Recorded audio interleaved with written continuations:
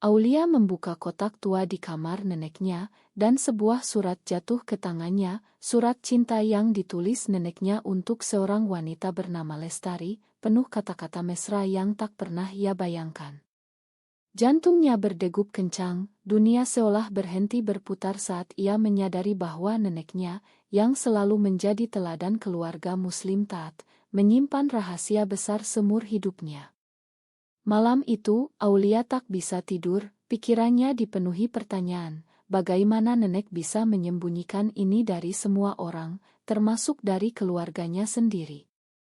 Di Jakarta yang ramai, di mana suaraan bergema dari masjid-masjid megah, Aulia adalah seorang wanita muda berusia 28 tahun, bekerja sebagai guru sekolah menengah. Ia tinggal bersama keluarganya di sebuah rumah sederhana di pinggiran kota, di mana ayahnya, seorang pegawai negeri sipil yang ketat, selalu menekankan nilai-nilai tradisional. Ibu Aulia, putri dari Nenek Ratna, adalah wanita rumah tangga yang lembut tapi patuh pada norma masyarakat. Nenek Ratna, berusia 75 tahun sekarang, baru saja pindah ke panti jompo karena kesehatan yang menurun, meninggalkan kotak-kotak barang lama di rumah. Aulia, yang paling dekat dengan neneknya sejak kecil, ditugaskan membersihkan kamar itu. Tak disangka penemuan surat itu menjadi pintu masuk ke masa lalu yang gelap. Surat itu bertanggal 1875 saat Nenek Ratna masih muda, sekitar 24 tahun. Isinya, Lestari sayangku, setiap malam aku memimpikanmu, tapi masyarakat ini tak akan pernah mengerti cinta kita. Aku harus memilih antara hati dan keluarga. Aulia membacanya berulang kali, tangannya gemetar. Ia ingat neneknya selalu bercerita tentang masa mudanya di Yogyakarta, belajar di universitas, tapi tak pernah menyebut nama Lestari. Siapa wanita ini? Mengapa nenek menyembunyikannya? Aulia merasa dikhianati, seolah ondasi keluarganya runtuh. Ia memutuskan untuk mencari tahu lebih lanjut, tapi tak berani bertanya langsung pada nenek yang sedang lemah. Keesokan harinya, Aulia pergi ke panti jompo di pinggiran Jakarta. Nenek Ratna duduk di kursi roda, matanya redup tapi masih tajam. "Kenapa kamu datang sendirian, Nak?" tanya nenek dengan suara pelan. Aulia ragu, tapi akhirnya mengeluarkan surat itu. Wajah nenek memucat, tangannya mengepal. "Kamu tak seharusnya melihat itu," katanya tajam. Aulia menuntut penjelasan, "Nenek, apa ini benar? Kamu mencintai seorang wanita?" Ruangan hening, hanya suara hembusan angin dari jendela. Nenek menghela napas panjang, lalu mulai bercerita, suaranya bergetar. "Itu masa lalu yang kubunuh demi keluarga. Duduklah, Aulia. Aku akan ceritakan semuanya, meski itu menyakitkan." Cerita dimulai di Yogyakarta tahun 1874. Ratna muda adalah mahasiswi sastra di Universitas Gadjah Mada, berasal dari keluarga sederhana di desa Jawa Tengah. Ayahnya seorang petani yang taat beragama, ibunya mengajar ngaji di musola. Ratna pintar, ambisius, tapi selalu merasa ada yang kurang dalam dirinya. Di kampus, ia bertemu Lestari, mahasiswi seni berusia sama, 24 tahun, dari keluarga lebih modern di kota. Lestari punya rambut pendek, mata cerah, dan senyum yang membuat Ratna gelisah. Mereka bertemu di kelompok diskusi sastra, sering bertukar buku puisi Chairil Anwar dan Rendra. Awalnya persahabatan, tapi lambat laun, Ratna merasakan getaran aneh saat bersama Lestari, cinta yang tak biasa. Suatu malam hujan deras, mereka berlindung di perpustakaan kampus. Lestari memegang tangan Ratna, "Kamu tahu, Rat, aku tak pernah merasa seperti ini dengan pria manapun." Ratna terkejut, tapi hatinya berbunga. Mereka berciuman pertama kali di sana, di antara rak buku tua. Itu momen indah, tapi juga awal konflik. Di Indonesia saat itu, cinta sesama jenis adalah tabu besar, terutama di masyarakat Jawa yang kuat dengan norma Islam dan adat. Ratna panik, ini salah, Les. Kita bisa dikucilkan. Lestari menjawab, cinta tak pernah salah, yang salah adalah dunia yang tak menerima. Hubungan mereka berkembang diam-diam, mereka bertemu di taman kampus, kai kecil, atau kamar kos Lestari. Ratna merasa hidup untuk pertama kalinya, tapi juga tersiksa. Ia ingat ayahnya pernah bilang, pernikahan adalah kewajiban, nak. Jangan buat keluarga malu. Setiap malam, Ratna sholat tahajud, memohon ampun atas dosa ini. Lestari lebih berani, ia bergabung dengan kelompok seni underground yang membahas kebebasan ekspresi, termasuk identitas seksual. Kita harus berjuang, Rat, katanya. Tapi Ratna takut, ia mulai menjauh saat keluarga mendesaknya menikah dengan sepupu jauh, seorang pemuda bernama Hasan. Konflik pertama muncul saat Lestari mengajak Ratna pindah ke Jakarta setelah lulus. Kita bisa hidup bersama, menyamar sebagai saudara. Ratna tergoda, tapi surat dari ayahnya datang, kamu harus pulang, nak. Hasan menunggu. Ratna menangis, aku tak bisa tinggalkan keluarga, Les. Mereka segalanya bagiku. Lestari marah, jadi kamu pilih mereka daripada kita. Pertengkaran itu menyakitkan, Lestari pergi tanpa pamit. Ratna hancur, tapi memilih menikah dengan Hasan demi menyelamatkan wajah keluarga. Tahun-tahun berlalu, Ratna punya anak, termasuk Ibu Aulia, dan hidup sebagai istri taat. Tapi rahasia itu menghantuinya. Suatu hari di Sarbu 1885, Lestari muncul lagi di Jakarta, sudah menikah tapi tak bahagia. Mereka bertemu secara kebetulan di pasar, mata mereka bertemu, dan api lama menyala kembali. Aku tak pernah lupa kamu, Rat, kata Lestari. Ratna terguncang, jangan, Les. Aku sudah punya keluarga. Tapi mereka mulai bertemu lagi, diam-diam, di hotel kecil. Itu pengkhianatan besar terhadap Hasan, yang tak tahu apa-apa. Aulia mendengar cerita ini dengan mulut ternganga. Nenek, kamu selingkuh. Nenek mengangguk, air mata mengalir. Itu kesalahan terbesar, nak. Aku menyakiti Hasan, menyakiti diri sendiri. Cerita berlanjut ke klimaks pertama. Hasan curiga, mengikuti Ratna, dan menemukan mereka berdua. Ia marah besar, kamu gila, Ratna. Ini dosa besar. Ratna memohon maaf, tapi Hasan mengancam cerai. Lestari bilang, pergilah bersamaku sekarang. Ratna harus memilih cinta sejati atau keluarga yang aman. Ia memilih keluarga. Lestari pergi selamanya, patah hati. Ratna menyesal, tapi membangun hidup baru, menjadi nenek yang dicintai. Itu harga yang kubayar, Aulia. Kehilangan cinta demi norma masyarakat. Aulia terdiam, memikirkan betapa rumitnya hidup neneknya. Cerita ini baru permulaan, karena Aulia mulai meragukan identitasnya sendiri. Aulia pulang dari panti jompo dengan kepala penuh. Ia tak bisa berhenti memikirkan cerita nenek, bagaimana seorang wanita kuat seperti Ratna bisa menyembunyikan bagian dirinya begitu lama. Di rumah, ayahnya menyambut dengan tatapan curiga. Kenapa kamu sering ke sana? Nenek baik-baik saja. Aulia mengangguk, tapi hatinya bergejolak. Ia mulai melihat keluarganya berbeda, ayah yang selalu menekankan kesopanan dan agama, ibu yang patuh tanpa pertanyaan. Apakah mereka tahu rahasia ini? Aulia memutuskan untuk mencari tahu lebih lanjut, mungkin mencari Lestari jika masih hidup.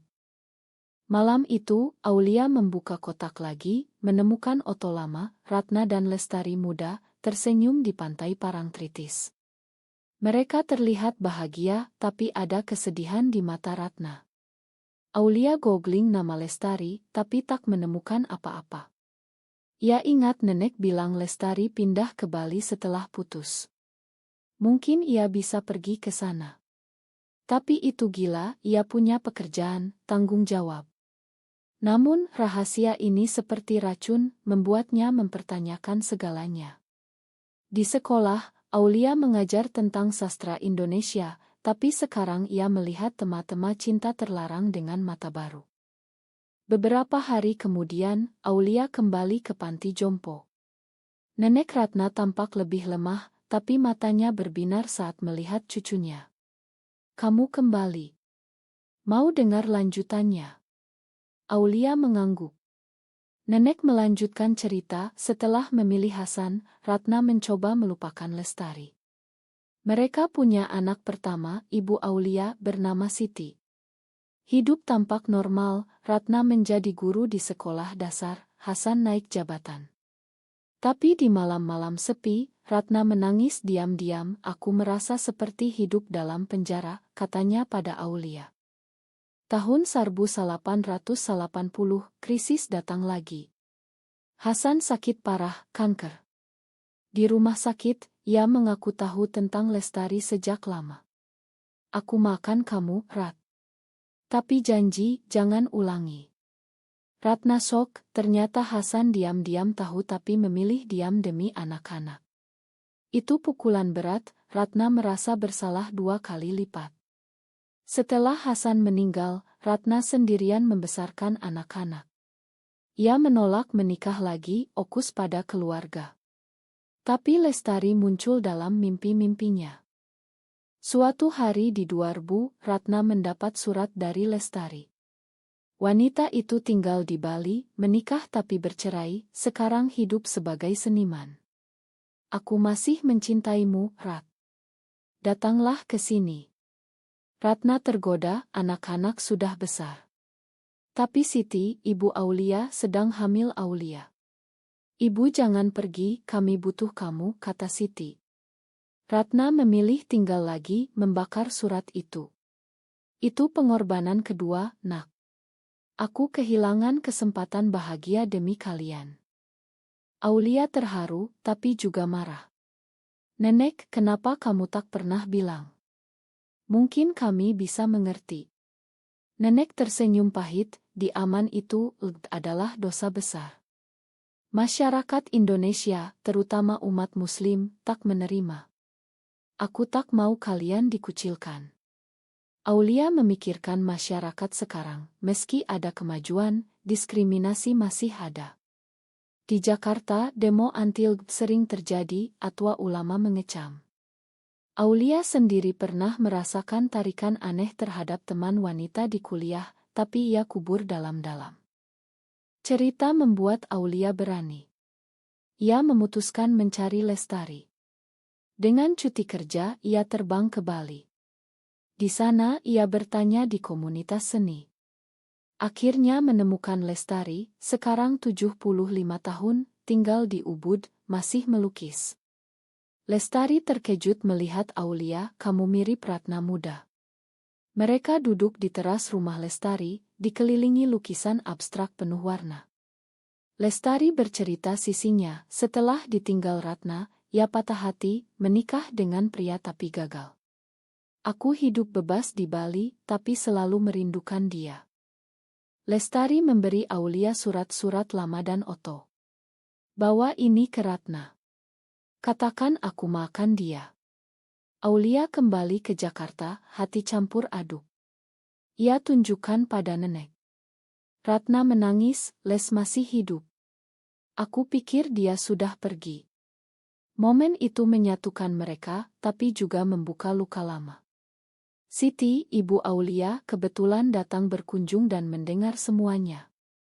"Ibu, ini benar?" tanya Siti syok. Konfrontasi keluarga dimulai. Siti marah, "Kenapa ibu sembunyikan? Ini memalukan keluarga." Ayah Aulia, suami Siti, lebih keras, "Ini bertentangan dengan agama. Kita harus tutup mulut." Aulia membela nenek, "Ini tentang cinta, bukan dosa. Nenek sudah bayar harganya dengan kesedihan seumur hidup." Pertengkaran sengit, Siti menangis, ayah mengancam tak akui Ratna lagi. Ratna diam, tapi akhirnya bicara. Aku tak menyesal mencintai Les, tapi menyesal menyakiti kalian. Malam itu, Aulia sendirian di kamar, memegang otot Ratna dan Lestari. Ia sadar, rahasia ini memicu konflik dalam dirinya sendiri. Ia mulai merasakan ketertarikan pada rekan kerja wanita bernama Maya. Maya cantik, berusia 27, guru seni di sekolah yang sama. Mereka sering ngobrol, dan Aulia merasa getaran sama seperti yang diceritakan nenek. Apa aku seperti nenek, gumam Aulia. Ia memutuskan bertemu Maya di KAE, tapi ragu. Apa harga yang harus dibayar jika ia ikuti hati? Kembali ke panti, Ratna bilang, jangan ulangi kesalahanku, nak. Jika kamu punya rahasia serupa, hadapi dengan berani.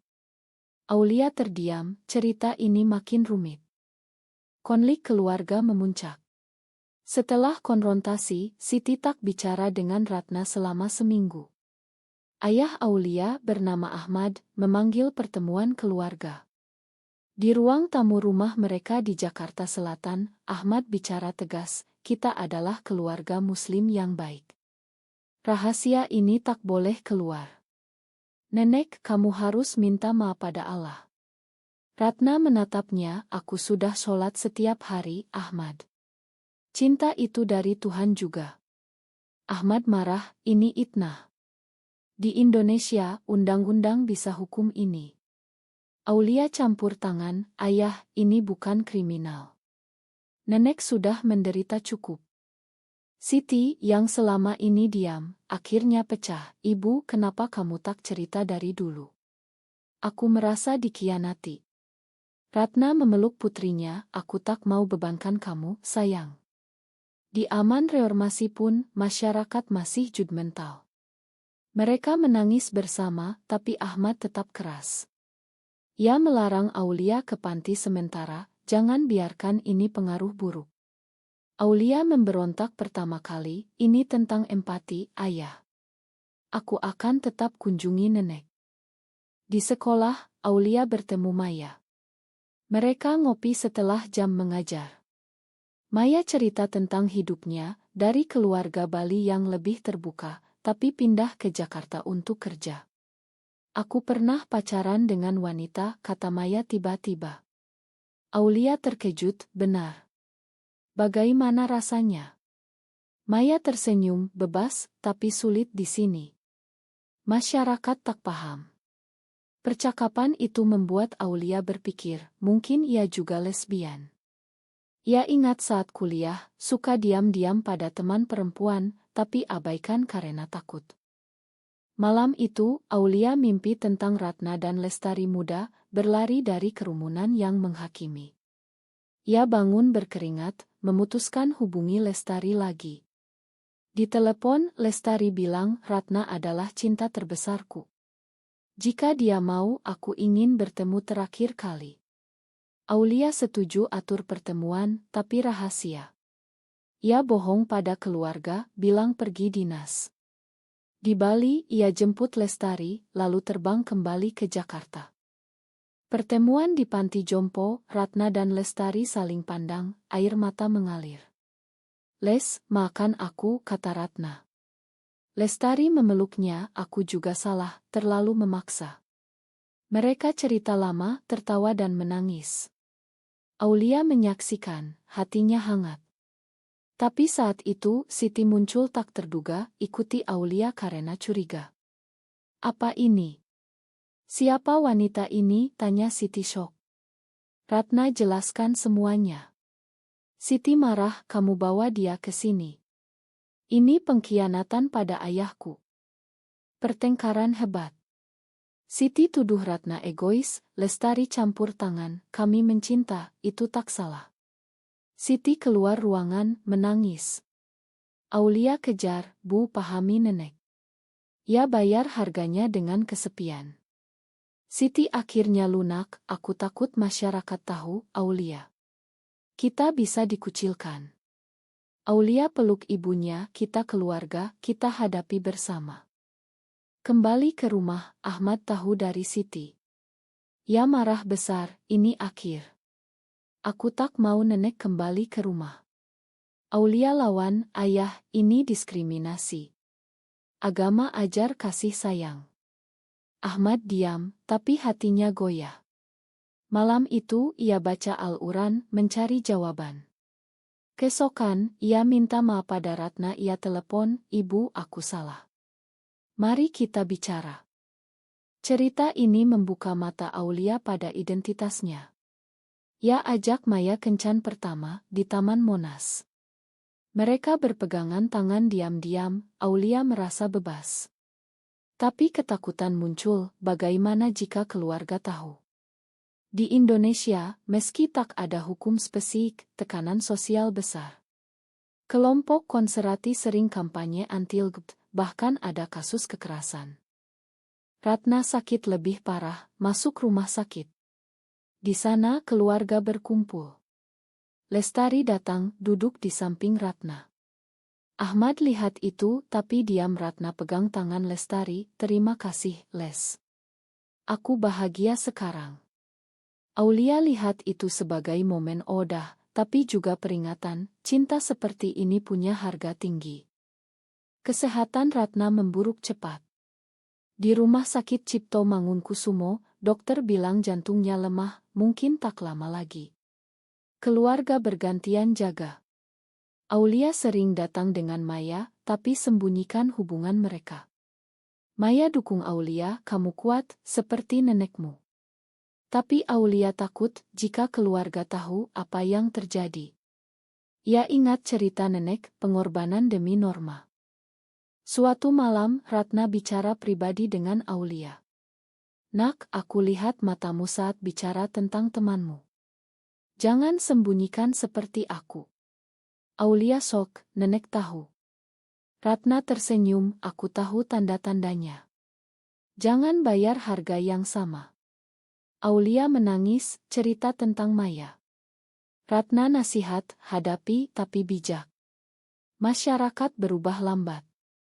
Siti dengar percakapan itu, masuk ruangan marah. "Aulia, kamu juga. Ini gila." Aulia jelaskan, "Bu, ini aku yang sebenarnya."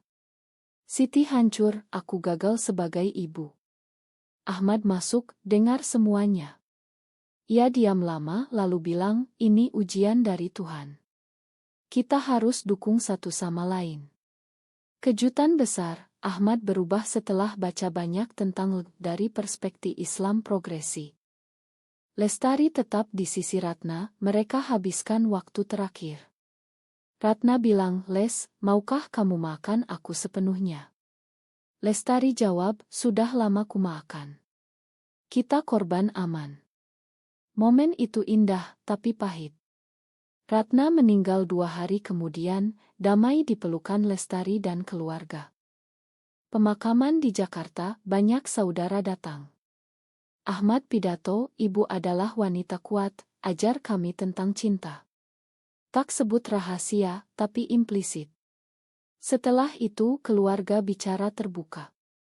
"Siti makan Aulia, aku takut kehilanganmu." Aulia perkenalkan Maya secara resmi. Ahmad ragu, tapi terima selama kalian hormati agama dan masyarakat. Tapi tantangan baru muncul. Saudara jauh tahu rahasia dari gosip, ancam sebarkan. Ahmad hadapi mereka, ini urusan keluarga. Tapi di media sosial, rumor beredar. Aulia dapat ancaman online dari akun anonim, "Lesbian seperti kamu tak pantas di Indonesia." Ia takut, tapi Maya dukung, "Kita lawan bersama." Aulia ikut komunitas LGBT di Jakarta, rahasia. Di sana, ia belajar tentang perjuangan, undang-undang anti-diskriminasi yang tak kunjung ada, kasus penganiayaan. Ia sadar, cerita nenek adalah cermin masyarakat. Untuk menghormati Ratna, Aulia tulis buku anonim tentang kisah itu, harap ubah pandangan orang. Tahun berlalu, Aulia dan Maya hidup bersama di apartemen kecil. Mereka hadapi tekanan, keluarga Maya tolak, bilang dosa. Maya pilih Aulia, bayar harga dengan putus hubungan keluarga. Aulia lihat itu sebagai pengulangan sejarah. Apa ini benar? Tanya Aulia pada diri sendiri. Di akhir, Aulia kunjungi makam Ratna bawa bunga. Ia bisik, terima kasih, Nek. Kamu ajar aku berani. Tapi pertanyaan tetap, apakah pengorbanan ini layak? Approximately 850 words, white, this is shorter, adjust tomet sarbu. To attend, ad more internal conflict. Aulia merenung di makam, ingat semua keputusan. Ratna pilih keluarga, bayar dengan kesedihan. Ia pilih cinta, bayar dengan ketakutan. Mana yang benar? Masyarakat Indonesia masih bergulat dengan isu ini, antara tradisi dan modernitas. Aulia putuskan terus berjuang, mungkin suatu hari, cinta seperti ini diterima. Hidup Aulia berubah total setelah kematian Ratna. Dengan Maya, mereka bangun hidup baru, tapi tantangan tak berhenti. Di tempat kerja, rumor tentang orientasi Aulia beredar. Kepala sekolah panggil, ini bisa pengaruh siswa. Aulia lawan, saya profesional, ini pribadi. Tapi ia dipindah ke posisi administrasi, demosi diam-diam, itu harga pertama, karir terganggu. Di rumah, Siti dan Ahmad dukung, tapi tekanan dari tetangga. Anakmu aneh, kata seorang tante. Siti bela, dia anakku, titik. Ahmad ikut diskusi masjid, coba ubah pandangan, agama ajar toleransi.